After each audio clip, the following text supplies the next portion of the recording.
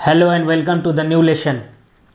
इस कोरोना काल में भी सत्ता के रंगमंच पर खेल अभी जोरों से चल रहा है। फलाने राज्य में सियासी संकट, फलाना इसलिए क्योंकि ये राजनीति के प्रकार का हिस्सा बनते जा रहा है।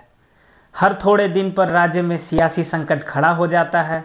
लॉकडाउन लगने को हुआ तो एमपी में सियासी संकट था, खुलने को हुआ तो मणिपुर में, और अब जब लॉकडाउन खुलने और लगने के बीच झूल रहा है तो राजस्थान से खबर आ रही है। अशोक गहलोत का दावा है कि सरकार नहीं गिरने वाली है, लेकिन क्या बात सिर्फ इतनी ही है? सरकार के गिरने या बचने के संदर्भ में देखना काफ़ी है? ये पूरा विवाद कांग्रेस और हमारे मौजूदा समय की राजनीति को देखने के लिए काफ़ी है। ये क्या संकेत देता है? तो इन सभी चीज़ों को हम विस्तार से हमारे आज के वीडियो में देखेंगे। Political crisis in Rajasthan, what Sachin Pilot versus Ashok Gehlot means for both and party. और ये जो पॉलिटिकल क्राइसिस है ये एमपी के पॉलिटिकल क्राइसिस से कितना मिलता जुलता और क्या डिफरेंट है, और पायलट का जो रिबेल हुआ वो सिंधिया के रिबेल से किस तरह डिफरेंट है, इन सभी चीज़ों को हम एनालाइज करते हैं। 13 तारीख में इंडियन एक्सप्रेस में भी खबर आई, Pilot digs in, claim he has numbers to cut Gehlot size. तो विवाद गहराता जा रहा है। इन सभी मुद्दों पर आने के पहले इसके रूट कॉज को देखें। 2013 में अशोक गहलोत की सरकार गिरने के बाद 2014 में पायलट को राजस्थान कांग्रेस का चार्ज दिया गया, और पायलट के नज़दीकी बताते हैं कि उनके अपॉइंटमेंट से ही एक जेनरेशनल शिफ्ट आया पार्टी में और कांग्रेस फिर से 2019 में जीत गई। और गहलोत को देखें तो वो 2 बार सीएम रह चुके हैं राजस्थान के। पहली बार सीएम वो 1998 में बने थे, जब राजस्थान में बीजेपी की सरकार थी और उनके मुखिया भैरव सिंह शेखावत थे। तब गहलोत ने कांग्रेस के कैंपेन को हेड किया और साथ ही साथ शेखावत को हरा के कांग्रेस फिर से पावर में आ गई। इसके बाद गहलोत ने वसुंधरा राजे को भी हराया, लेकिन मुद्दा तो तब खड़ा हुआ जब कांग्रेस ने फिर से तीसरी बार गहलोत को चीफ मिनिस्टरशिप की कमान सौंपी, और इससे पायलट का खेमा काफ़ी नाराज चल रहा था। 2019 के इलेक्शन के समय टिकट के मुद्दे पर भी दोनों नेताओं के बीच काफ़ी टकरार देखा गया, लेकिन 2019 के इलेक्शन के बाद जब पार्टी हाईकमान ने फिर से गहलोत को सीएम बनने का रास्ता क्लियर कर दिया तो सचिन पायलट का जो खेमा था वो काफ़ी नाराज हो गया। उनका कहना ये था कि 4 सालों की पायलट की मेहनत के बाद ही कांग्रेस जो है वो फिर से पावर में आई, इसलिए पायलट को ही सीएम बनाना चाहिए। इसके बाद टकराव एक बार फिर पोर्टफोलियो एलोकेशन मतलब मंत्रिमंडल का विस्तार के समय भी आया। उस समय भी राहुल गांधी का इंटरवेन हुआ और मुद्दा को सुलझाया गया। अगर मंत्रिमंडल की हम बात करें तो गहलोत ने 9 डिपार्टमेंट अपने पास रखे हैं, जिसमें होम और फाइनेंस दोनों है। गहलोत ने अपने बेटे वैभव को जोधपुर सीट से लोकसभा इलेक्शन में खड़ा किया, और लोकसभा इलेक्शन के बाद पायलट कैंप ने अपनी नाराजगी जताई कि गहलोत जो है अपना पूरा फोकस सिर्फ जोधपुर पे ही रख रहे हैं और कहीं और कैंपेन नहीं कर रहे हैं। सचिन पायलट अपनी आपत्ति समय समय पर जताते रहे, चाहे वो 2019 का मेयर इलेक्शन हो या कोटा हॉस्पिटल में बच्चों की मरने की वारदात हो। इससे ये साफ नजर आ रहा था कि सचिन पायलट और गहलोत के बीच टसल चलता ही जा रहा है। कई मीटिंग्स में वो बिना नाम लिए एक दूसरे के ऊपर आरोप लगाते थे। हालांकि बीच में गहलोत के खेमे ने एक बार बीजेपी पे भी एलिगेशन लगाया कि वो पार्टी को तोड़ना चाहती है। राजस्थान की राजनीति में एक बहुत बड़ा अनदर इक्वेशन भी है, और ये अनदर इक्वेशन को हम कास्ट इक्वेशन भी कह सकते हैं। और ये कांग्रेस के लिए बहुत ही डिफिकल्ट सिचुएशन होता कि इस कास्ट इक्वेशन को वो इग्नोर कर दे। पायलट जो कि गुज्जर कम्युनिटी से आते हैं, और अगर उनको मुख्यमंत्री पद दे दिया जाता तो ये एक तरह से मीना कम्युनिटी को नाराज करने लायक था, और कांग्रेस इस बात को भी स्वीकार नहीं कर सकती थी। गहलोत की हम बात करें तो वो बैकवर्ड माली कास्ट से आते हैं, और अगर उनको मुख्यमंत्री बना दिया जाए तो इससे कोई भी जो कास्ट ग्रुप है उसके लिए कोई थ्रेट नहीं है, चाहे वो डोमिनेंट्स जाट ग्रुप हो या गुज्जर ग्रुप हो या मीना का ग्रुप हो या राजपूत का ग्रुप हो। कांग्रेस गुज्जर्स को भी इग्नोर नहीं कर सकती थी, इसीलिए उसने दोनों के बीच एक बैलेंस बनाया। अगर पायलट कांग्रेस को छोड़ देते हैं तो नंबर गेम में क्या चेंज आता है। इसमें सबसे बड़ी गौर करने की बात यह है कि अगर हम एमपी से कंपेयर करें तो एमपी में कांग्रेस बहुत ही थीन मेजॉरिटी के साथ थी, लेकिन राजस्थान में कांग्रेस भारी बहुमत के साथ है। और अगर जादुई आंकड़े की बात करें जिसे हम नंबर गेम भी कहते हैं, तो राजस्थान में कांग्रेस के पास 107 सीटें हैं और बीजेपी के पास 72 सीटें हैं।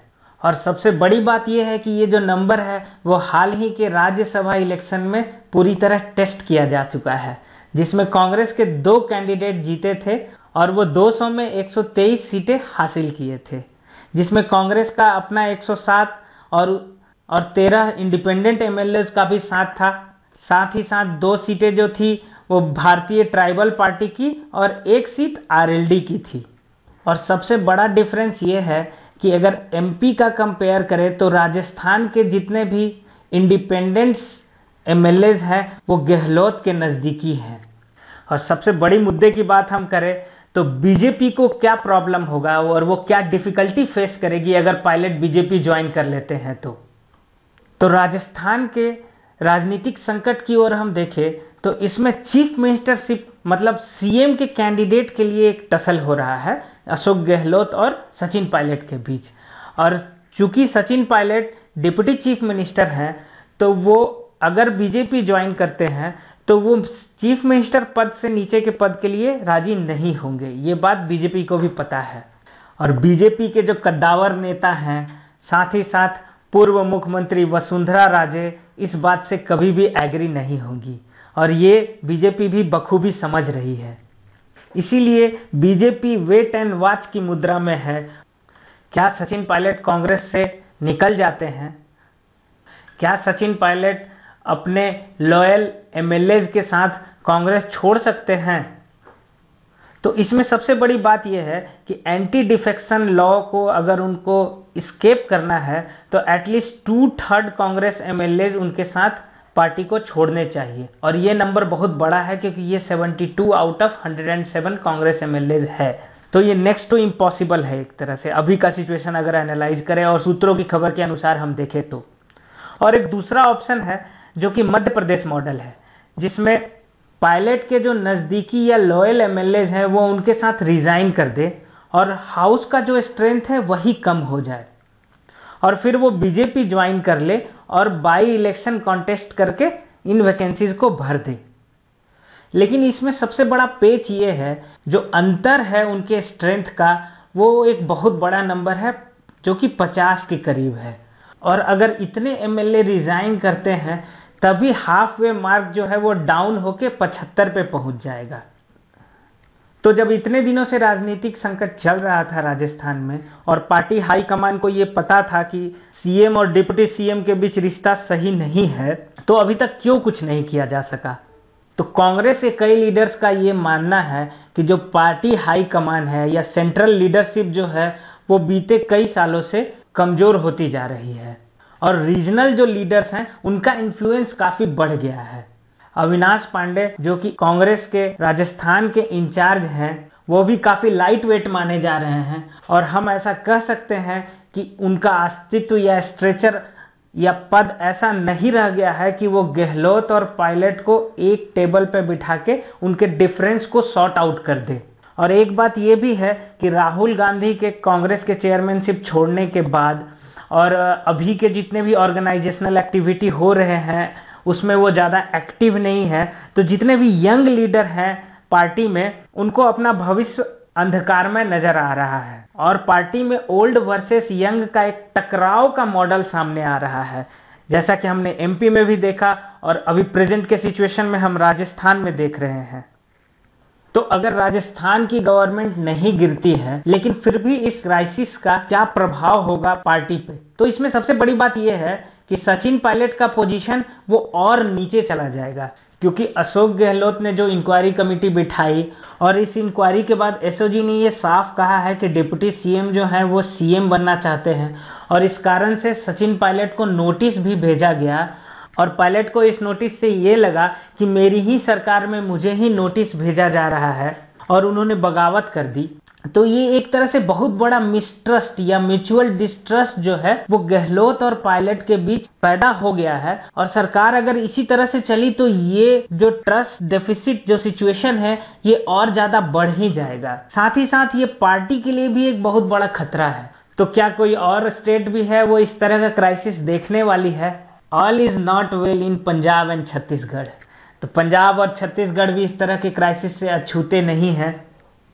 हालांकि पंजाब के सीएम अमरिंदर सिंह पे इस तरह का कोई लीडरशिप चैलेंज नहीं है, लेकिन उड़ते उड़ते ये खबर जरूर आ रही है कि farmer PCC chief Pratap Singh Bajwa और फॉर्मर मिनिस्टर नवजोत सिंह सिद्धू मिलकर एक खिचड़ी पका रहे हैं।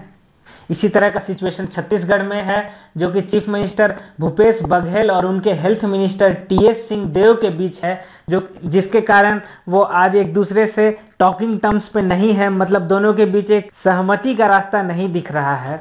और हम ताजा स्थिति देखें राजस्थान में, तो बस डेमोक्रेसी या रिजॉर्ट पॉलिसी शुरू हो गई है। कांग्रेस जो है वो सारे एमएलएज को बस में बिठाकर फिर से होटल की तरफ रवाना कर दी है, ताकि कुर्सी बचाने वाला जो नंबर गेम है वो सेव हो सके। साथ ही साथ कांग्रेस की क्राइसिस मैनेजमेंट की जो टीम है रणदीप सुरजेवाला के साथ राजस्थान पहुंच गई है, ताकि इस क्राइसिस का निपटारा जल्द से जल्द कर दिया जाए। और अशोक गहलोत की हम बात करें तो वो तो सियासी जादूगर हैं, और अगर बीजेपी को ऑपरेशन लोटस से मधुधारा में कमल खिलाना है तो अभी भी 26 विधायक और चाहिए, जिसकी उम्मीद बीजेपी सचिन पायलट से कर रही है और वेट एंड वॉच की मुद्रा में है। तो इसी के साथ हमारा ये वीडियो समाप्त होता है। आशा करता हूँ कि ये वीडियो आपको पसंद आया होगा, तो इस वीडियो को लाइक करें, हमारे चैनल को सब्सक्राइब करें और इसे ज़्यादा से ज़्यादा शेयर करना ना भूलें। धन्यवाद।